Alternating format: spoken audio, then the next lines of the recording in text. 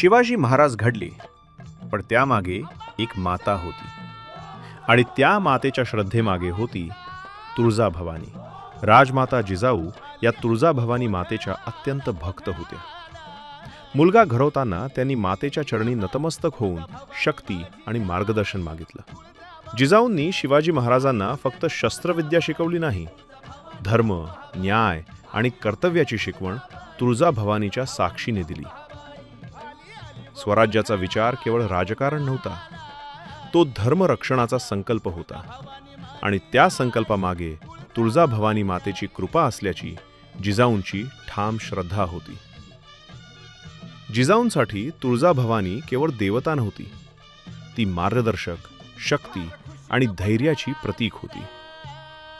म्हणूनच तुळजाभवानी माता स्वराज्याची अधिष्ठात्री देवी ठरली आणि जिजाऊ त्या स्वराज्याची पहिली शिल्पकार.